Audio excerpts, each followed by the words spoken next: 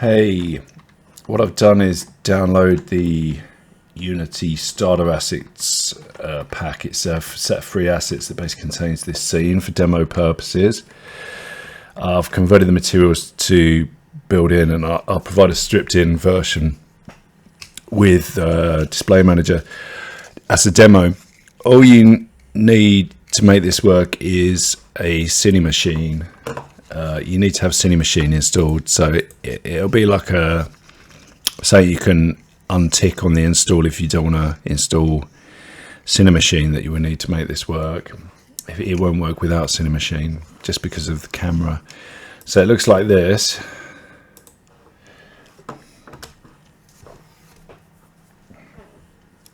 Here we go. You can look around. You've got this character that can look around and move. It's not a bad controller, but any standards, it's not bad. You know, he moves around. You can look all around him, up, down, wherever. Jump off. It's pretty good. Okay. So what I want to do is add a display manager to all of this. There's a few ways you can do it. Let's just add a display manager here.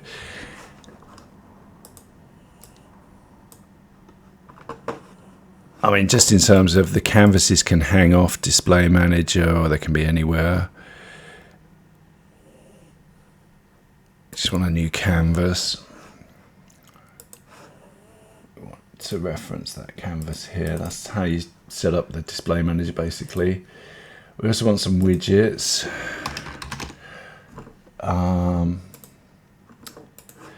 We can go to the rest of the demo widgets. Use a classic marker. Okay, and then just add an object somewhere, like a 3D cylinder. Where's this?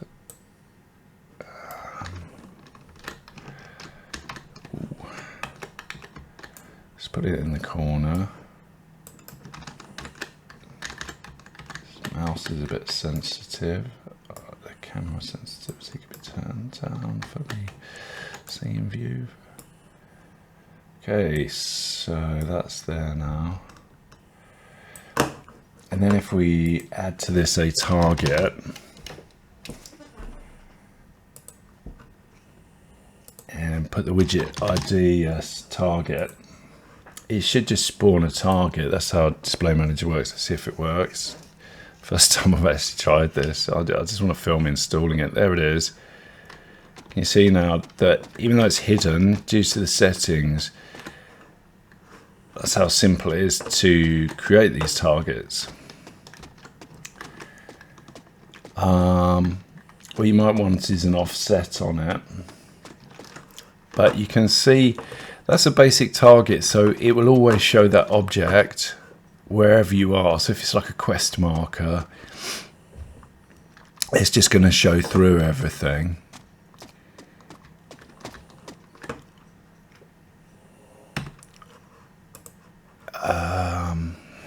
Let's try and stop this. Where's the mouse? Show range. So if I'd have clicked show range, it should now also display the range, because the widget markers are rigged to show the range. So you can see that now, that it will show the target with the range wherever you pardon me, wherever you are. What it's not got at the moment is any occlusion. This could be a trickier part of it, because I've just not tried it. I'm trying to remember how to rig up occlusion. Here we have occlusion. Let's go to occlusion bake.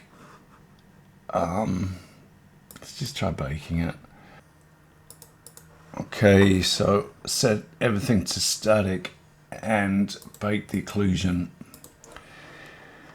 Here it is. Kind of shrunk the ground a bit because it was taking ages, and I put it on a bit higher definition, but now it works. So let's see it.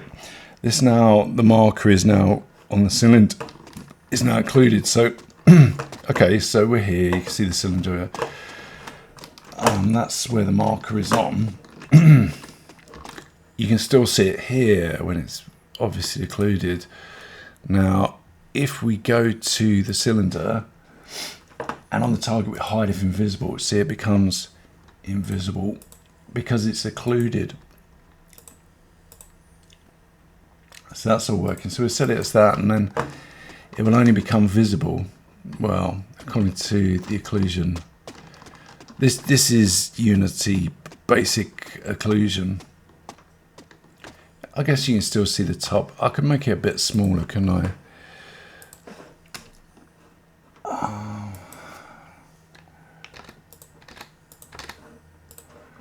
Okay, so the cylinder's a bit smaller now. We'll set hide if invisible. I'll move it down to the ground. Just on the ground now. Probably have to rebake the occlusion with that setting. Okay. So that should be working now. Let's have a look. Let's see if that improves the occlusion. Yeah, see, now it's not poking out at all. See, it's only when you see it now that the marker will appear. So there's a line of sight showing there, but that's how it works. So let's put an offset data on it. Let's call it a marker.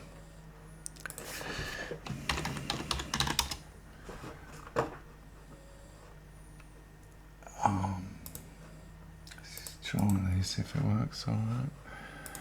You can play around with these scriptable objects. So once it's visible, okay. So there's your marker. This scene has a very small scale, so that's 1 meter is easily enough. Possibly 0.5 meters or 0.75. We'll get it just above the object. The previous demo. Well, these were set for something with a different scale, really. Let's put some depth perception on it. So, this is the UI widget. The way these spawn, we'll have to go back to the widget marker. I'm surprised they haven't got one.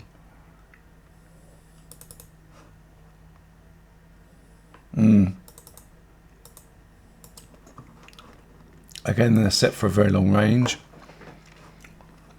So I'm just using the one that's there. I'll go back to a use basic distance algo. See how that looks. Yeah, it's going to make it massive, isn't it? It would be...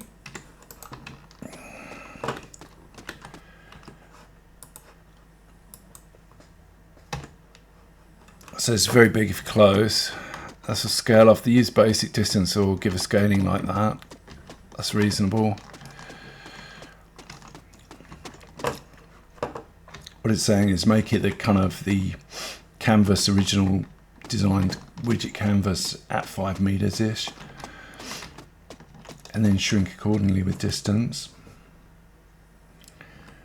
Okay, so we could go and scatter a few of these, rebake the occlusion.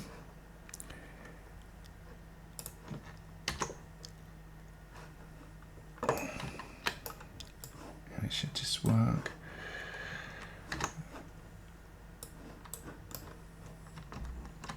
Where's that last one going? Let's make this inside.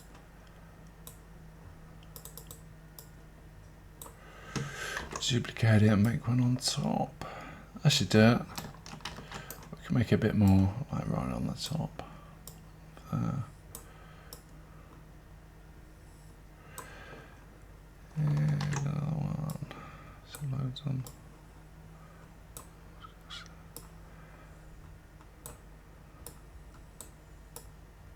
Okay. And then rebake the occlusion. Let's put them in an empty object for markers.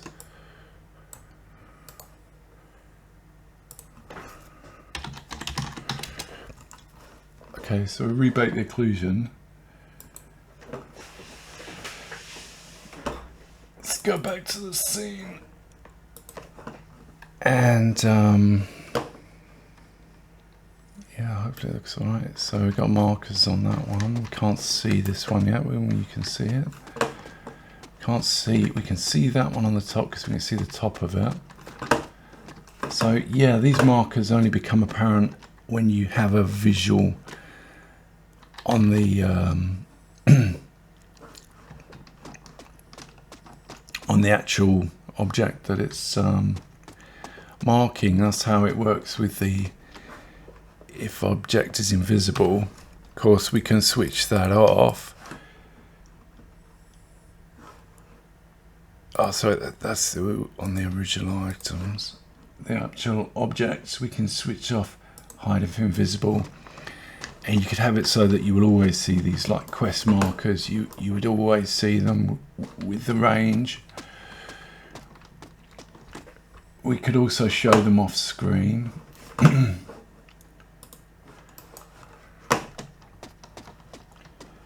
see that? It's got a scaling on these markings that is not a multiple of the original. That's a fixed kind of scale. I can make that a multiple because again this was rigged up for something with a lot longer range. So their scaling would be larger, but because this is smaller range, that scaling set them off way too much in the distance. I might look at that, give it an option to kind of resize to the scale, but otherwise we'd have to set a fixed scale. But you can see there are point markers, just about see those. I mean, it's to do with these off-screen data, of which there's only one. Screen smooth scale. Scale of the off-screen. Now you can see if I set it to a higher number, 0.5, now much bigger. So off-screen you can have all the markers showing on the edges of the screen like this. You can't actually hide these if invisible, because if they went off screen it wouldn't work. So these are for items that you can always see. That's why you're getting the off screen, because you're not looking at them, and yet there they are.